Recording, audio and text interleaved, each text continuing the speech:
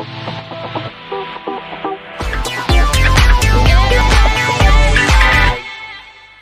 kami sih sebagai warga negara yang baik, kami akan berkoordinasi dengan laporan tersebut.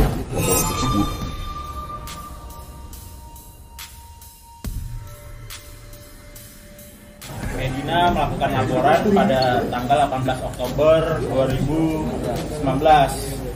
Lalu Medina juga diundang untuk RUPS.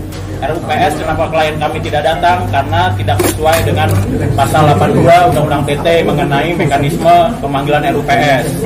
Kita tolak. Lalu pada bulan November dan Desember juga kita surati, kita tidak bisa hadir RUPS karena syarat-syarat formilnya untuk pemanggilan tidak cukup gitu ya. Terus Januari 2020 naiklah dari penyelidikan ke penyidikan. Berarti di situ sudah adanya keyakinan dari penyidik untuk menaikkan dari lidik ke sidik, berarti ada tindak pidananya.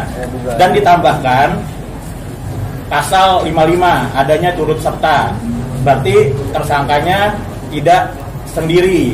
Dari proses itu kita bisa melihat dari lidik ke sidik sudah ada pidananya dan ditambahkan pasal 55.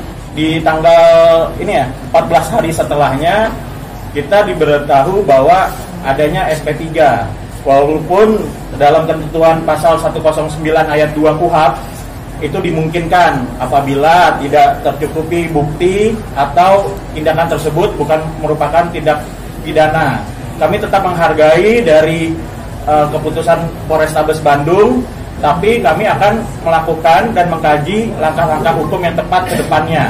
Dan saya dengar tadi ada laporan pada klien kami, laporan balik, itu juga kami tetap menghargai hak hukum mereka dan kita akan siap mendampingi dan menghadapi bersama-sama. Di langkah hukum tersebut kami akan kaji dulu dan nanti setelah kami kaji bersama tim baru kami informasikan. Kami tidak bisa buka di sini. Saya komunikasi dengan Irwan untuk mencari jalan keluar. Terus terang saya berinisiatif untuk mencari solusi. Pada saat preskon saudara Medina Zain dengan Maci dan Lukman, saya belum kuasa hukum Medi pada waktu itu. Nah, supaya terang nih, jangan dikira saya udah terima kuasa dari hukum Medi, kemudian saya tiba-tiba bicara loncat ke sana, bukan. Saya belum terima kuasa ya, belum terima kuasa, maka saya berinisiatif. Tapi preskon itu ada. Bahwa saya diundang oleh Bu Medi ada, tapi saya tidak datang. Dan Irwan tahu saya tidak datang. Karena dia berupaya, Irwan ini berupaya bagaimana berkomunikasi dengan saya. Nah, saya coba berupaya dengan beliau komunikasi, kita ketemu.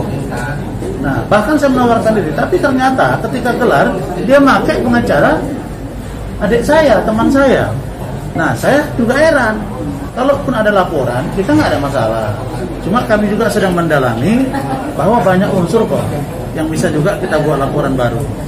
Saya kira itu yang kedua, masalah pra-peradilan. Memang ada upaya hukum ya, kita bisa pra-peradilan. Itu pun sedang kami dalami. Masalah bukti tidak lengkap, nggak mungkin dong Kasat Reskrim yang mimpin di Polrestabes Bandung, kalau dia tidak melihat bukti awal mencukupi sesuai dengan yang diatur oleh undang-undang, kan nggak mungkin naik jadi sidik gitu. Ya, justru beliau itu sebenarnya diundang ke Bareskrim itu dia juga bingung gitu, karena harusnya kan di Polda Jawa Barat, kenapa loncat gitu? Pertanyaan ada apa gitu kan? Nah, tapi kita nggak mau masuk ke situ. Tapi yang pasti pra-peradilan atau ada upaya hukum yang lain, laporan tambahan kami. Jangankan tersangka yang di SP3, putusan pengadilan Mahkamah Agung pun dapat dilakukan upaya hukum luar biasa, yaitu peninjauan kembali, ya kan? Jadi ini baru rangkaian satu peristiwa. Misalnya pra-peradilan dimenangkan oleh Pak Lanyala Mataliti waktu itu misalnya kasusnya, kan bisa keluar sprindik baru. Nah, kita juga ada cara-cara hukum. Tapi sekali lagi saya katakan, saya berharap udahlah Irwan, ini saya imbau lagi nih, udahlah Irwan, kalau kalian merasa bahwa Medi ini risih di dalam, sudah, Medi menarik diri, kembalikan saham dia, selesai. Kita tidak mau perang di media, kita nggak mau perang di pengadilan urat saraf tegang-tegang. Tapi kalau akhirnya akan sampai ke sana secara profesional, maka saya akan lakukan upaya hukum yang terbaik untuk klien saya. Kan hak setiap orang untuk melaporkan. Kalau saya sih nggak apa-apa. Sekarang berjalan alur yang berjalan aja. SP3 itu bukan akhir dari segalanya gitu loh. Jadi seperti Bang Rasman bilang tadi, ini kita akan kaji lagi. Kita kedepannya kita akan menempuh jalur hukum yang lain.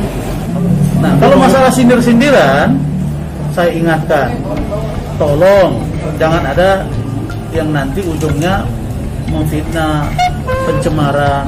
Kalau itu terjadi, tentu kita akan lakukan upaya hukum. Tentu kita juga akan jaga klien kita. Bahwa persoalan dengan Irwan, biarkanlah antara dia. Ngapain orang lain terus campur. Jadi netizen udahlah, Anda komen yang